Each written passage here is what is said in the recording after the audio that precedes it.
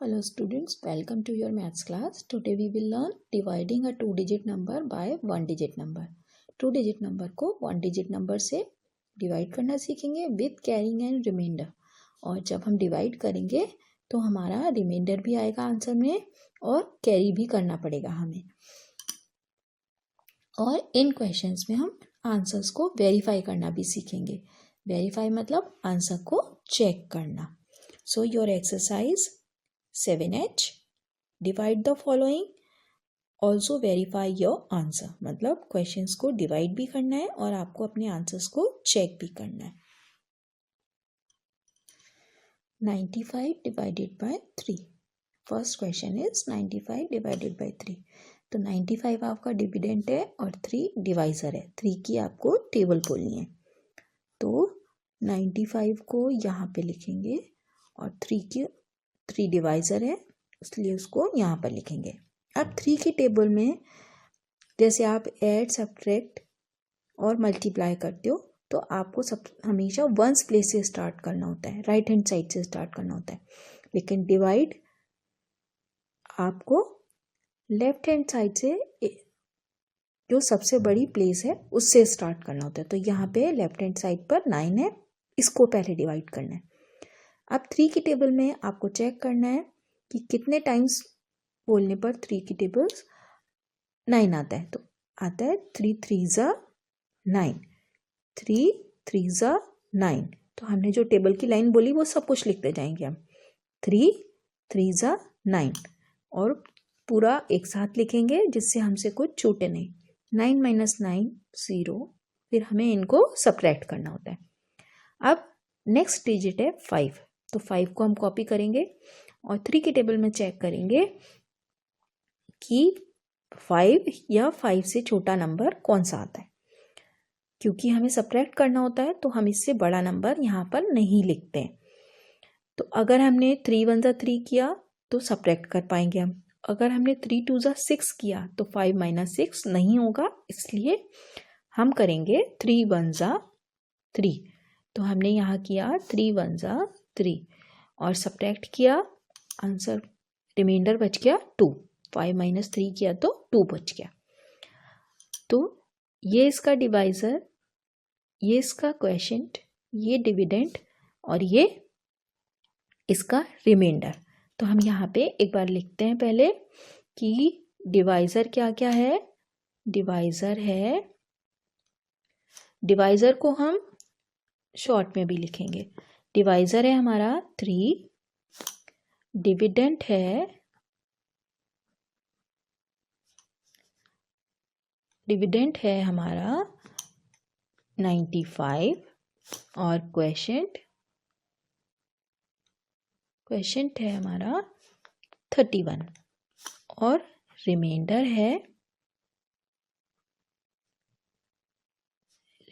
है हमारा 2. क्वोशिएंट को Q लिख लेते हैं और रिमाइंडर को R लिख लेते हैं. ठीक है.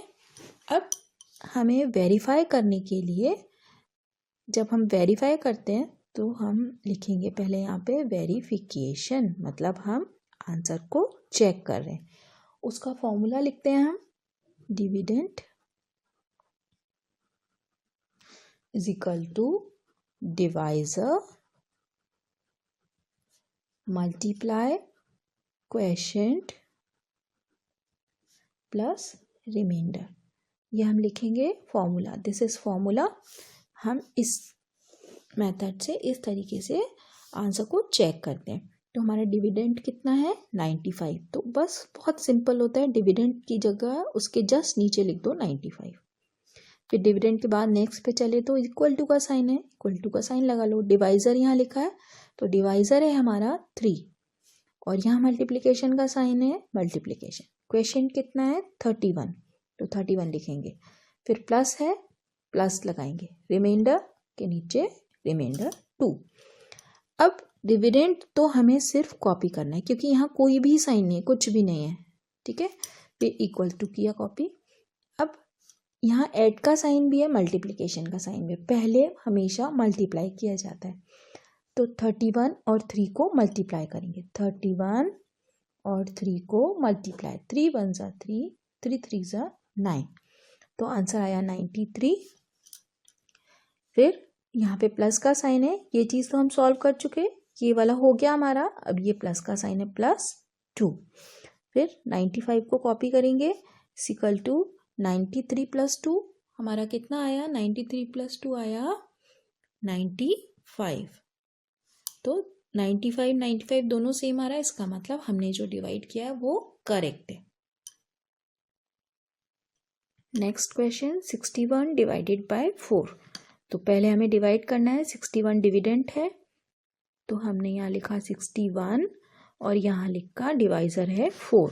4 की टेबल बोलनी है और 4 की टेबल इस तरीके से बोलनी है कि हमें 6 या हमें 4 से छोटा नंबर मिले, या तो हमें 4 मिले, मतलब हम जब सब्ट्रैक्ट करें तो हम सब्ट्रैक्ट कर पाए।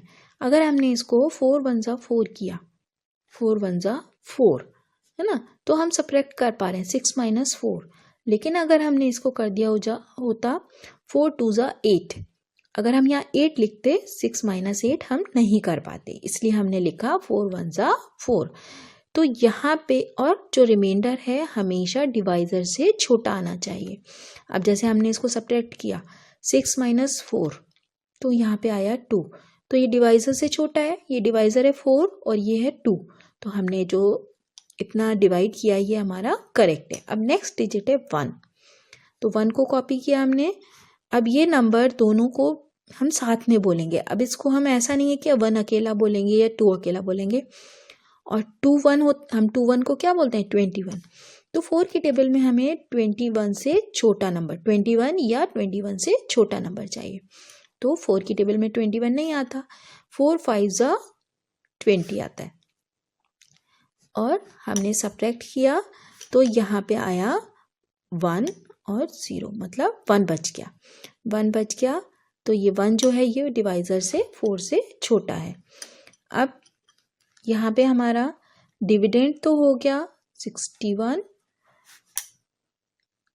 डिवाइज़र हो गया हमारा 4, क्वोशिएंट हो गया 15 और रिमाइंडर हो गया 1। अब हमारा फॉर्मूला लिखेंगे हम, वेरीफाई कर रहे हैं हम, verification.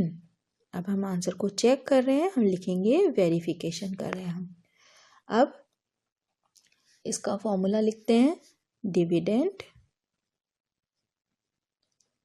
Is equal to divisor multiply quotient plus remainder. और डिविडेंड है हमारा 61, फिर इक्वल टू का साइन, डिवाइज़र के नीचे लिखेंगे 4, मल्टीप्लाई का साइन, क्वोशिएंट में लिखेंगे 15, प्लस का साइन, रिमाइंडर 1। 61 डिविडेंड को कॉपी करेंगे और डिवाइज़र और क्वोशिएंट, यहाँ पे मल्टीप्लाई का साइन भी है और ऐड का भी है, लेकिन मल्टीप्लाई पहले करेंगे। तो 15 4 होता है 60, तो हमने यहाँ 60 लिख दिया, फिर +1। हमारा ये पोर्शन सॉल्व हो गया, ये बच गया तो इसको लिख दिया +1। अब फिर से डिविडेंड को कॉपी करेंगे, 60 + 1 61, तो हमारा डिविडेंड और जो हमने सॉल्व किया है वो सेम आ रहा है। इसका मतलब ये हमारा वेरीफाई हो गया कि हमारा जो डिवाइड है वो करेक्ट है। That's all for today's class. Thank you.